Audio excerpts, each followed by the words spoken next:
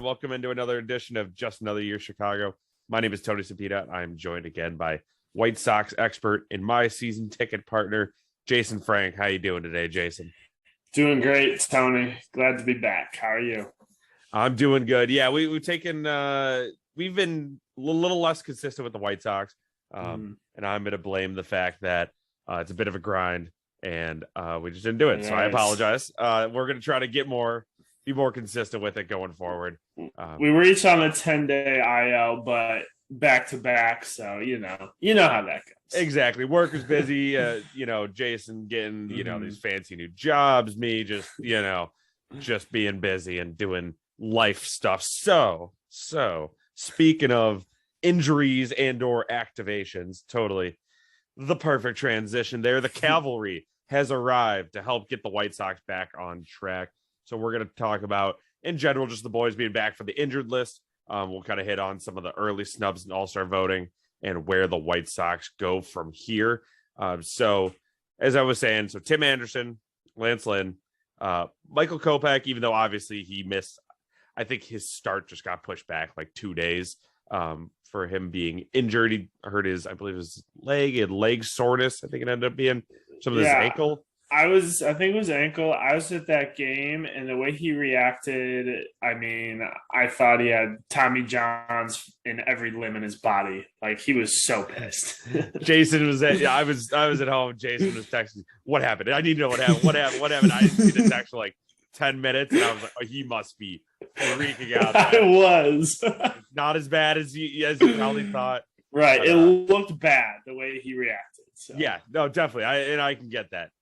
For sure. So the boys are back. Tim Anderson already started off hot. We're recording right before the game on Tuesday, on June 21st. Tim Anderson started, I think it was 2 for 5 last night, but he started off 2 for 3, looking great. Lance Lynn is back as well, made his second start since being back. First one was a little rough. Yesterday was awesome. Jason, I know you'll hit on that a little more. And then Kopech, that was rough against the Astros as well, but I'm not worried. He's very hard on himself, and I actually appreciate the fact that he cares that much. Yeah. I think he'll work to correct it. So absolutely. Now injury updates. So those are the activations. Here's the injury updates. Eloy continues his rehab stint. No exact time frame still. Every time he's kind of started his rehab stint. So this is his third restart of his rehab stint. He has felt a little soreness and has been out a little, so we'll see. I'm hoping before the All-Star break. If not, that's fine. We'll hold on until then. Moncada has a mild hamstring strain. He's not on the IL yet. They're kind of figuring that out. That might change by the time this is out, but it sounds like they're hoping they can get him back in the next couple of days. He has Monty Grandal with a lower back injury. Is officially what it is, a mild lower back injury, but a lower back injury nonetheless. Yeah, when you're a catcher, you need it a little more, Yeah, definitely. And they're leaning toward a rehab stint. The White Sox organization is, but it sounds like Grandal is kind of giving the I'm fine. So for over the next few days, they're going to kind of evaluate that and decide going forward, make an official decision. Aaron Bummer's lat issue is recovering slower than usual, according to Rick Hahn. Just never great to hear. Thankfully, it feels like we're stemming the tide a bit with our relievers. Bennett Sousa finally got set down, and actually, it might be back up with all the injuries. I truly don't.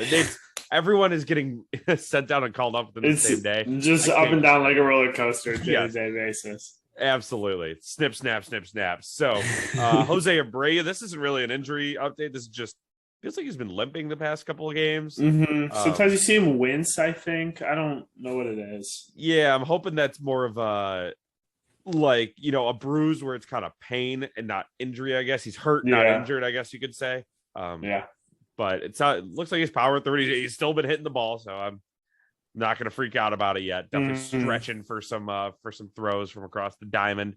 And then finally, to wrap up the injury report, Liam Hendriks has a forearm strain, which I'm sure you all know about that by now. He's on the 15-day injured list, retroactive to June 12th.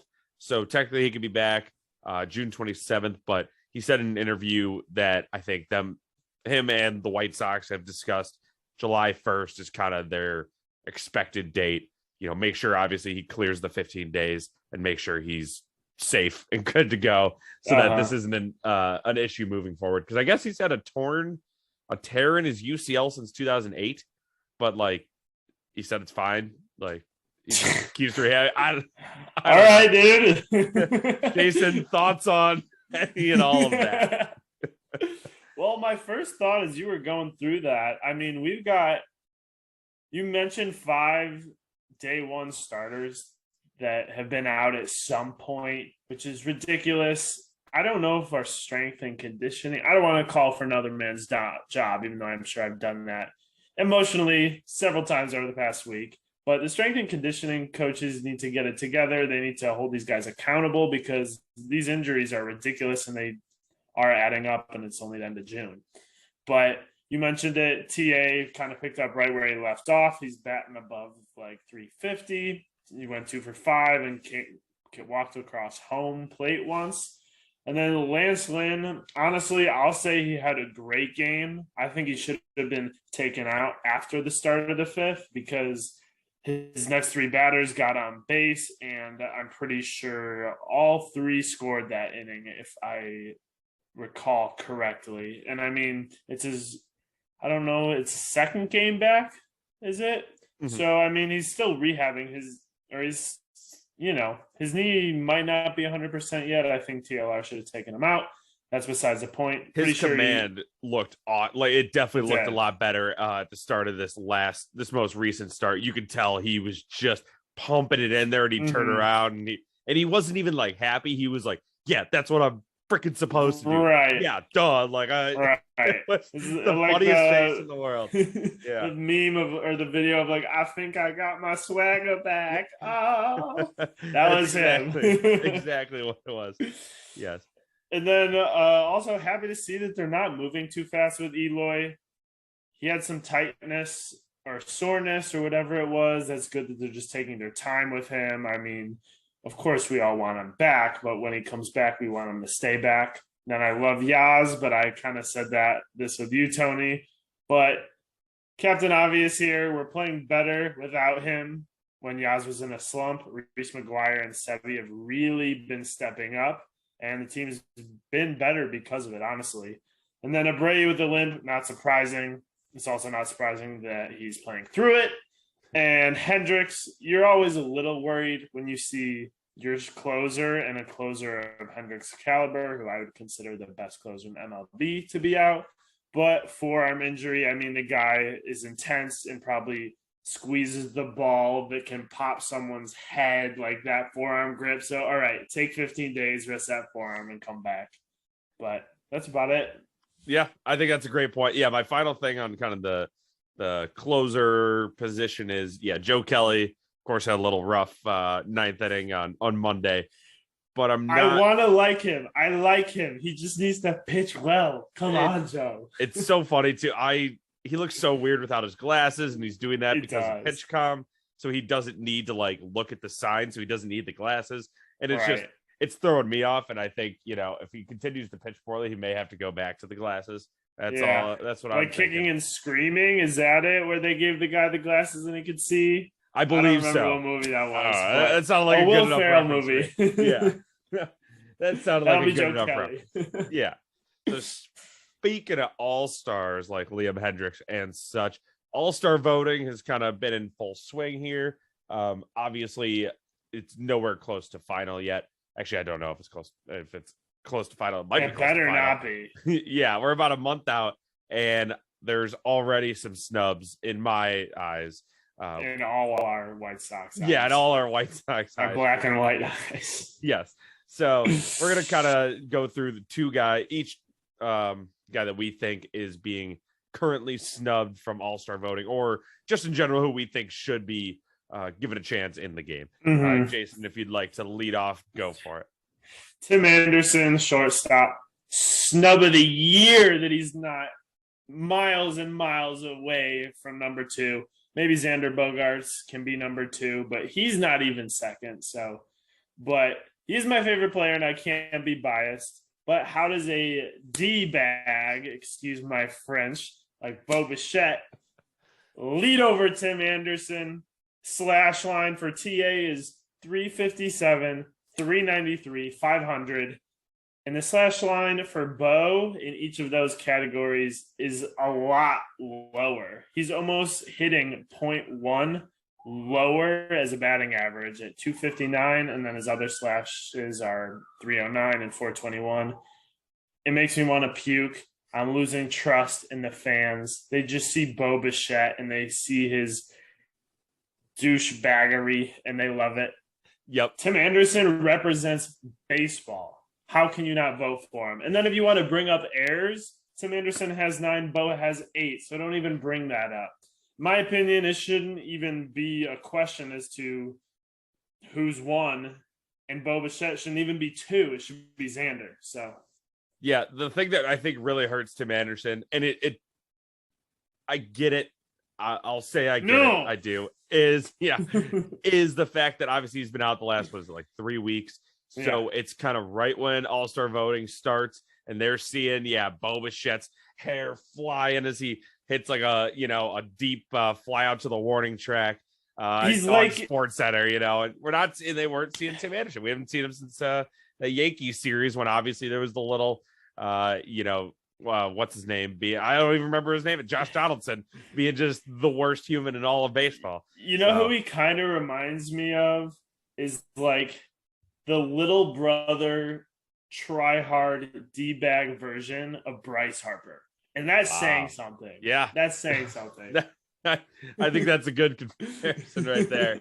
I think that was, I think that's accurate. And speaking of players that are, in my eyes, better than Bryce Harper, Andrew Vaughn, so he would be listed as designated hitter, or he is listed as designated hitter in terms of all-star voting. Obviously, he has played a bunch of different positions, which I think makes him an all-star already. In my eyes, the fact that he excels in many different positions. But this one,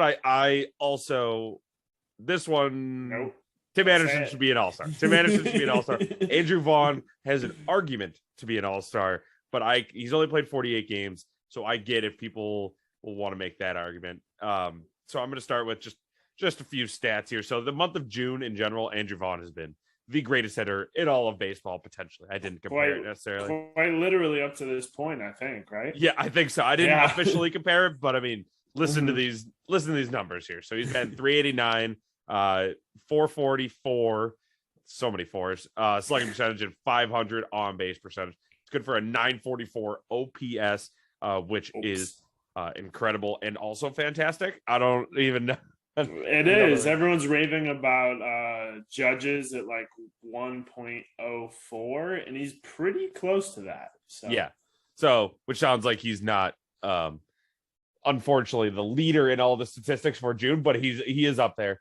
And his season as of June 21st, before the game on Tuesday, like we were saying, been 330, 381, 505 is his slash line, which is 887 OPS.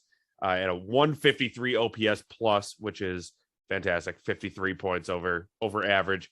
7 home runs, 14 walks, drawn walks, doesn't include intentional or hit by pitches. 32 strikeouts, 31 RBIs, like I said, in 48 games. He is second in batting average of the current top designated hitters listed for the American League. Third in RBIs of the current list. So, like I said, I get he doesn't have many games played, but he is an all-star in my book. Absolutely. One final thing we're going to do here to kind of wrap up our all-star talk for now is I'm going to read off the correct ballot for the American League all-star game. So at first base, Jose Abreu. Duh. I mean, that's an easy one. Everyone had that. Second base. Former MVP.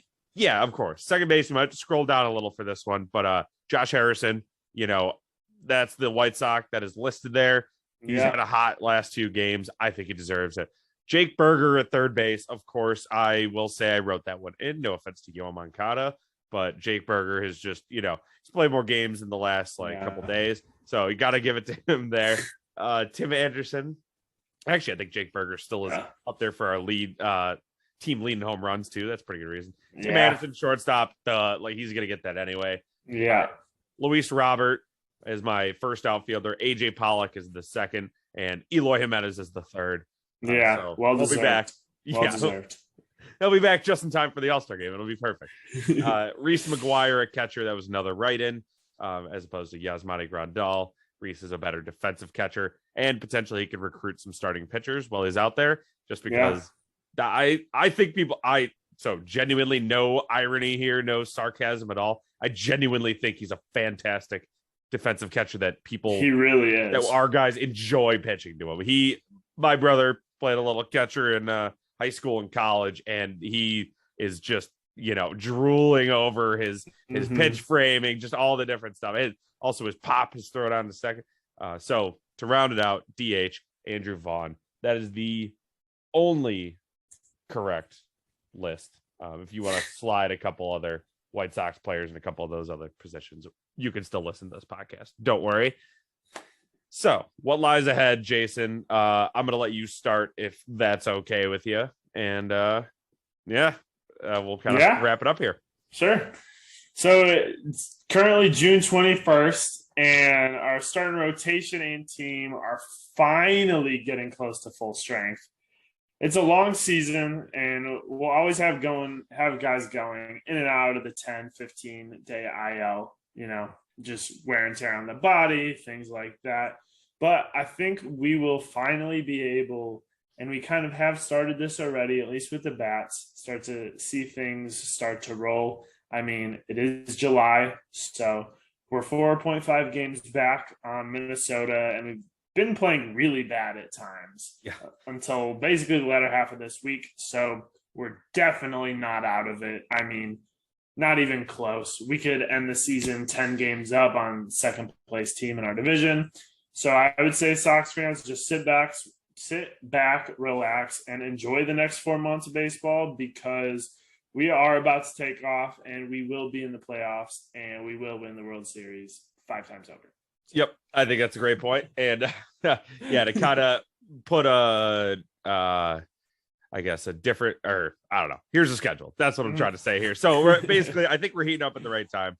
We got to get to the All-Star break, which is less than a month away, at least a few games over 500. I think that's important. Obviously, we'd like to be 10 games over 500, whatever. We're only a game back of 500 again, right? Recording before the game on Tuesday. So obviously make sure, we want to make sure everyone stays healthy going, getting to the All-Star break. And once we can get out of that, hopefully everyone will be back. You'll be a little rested.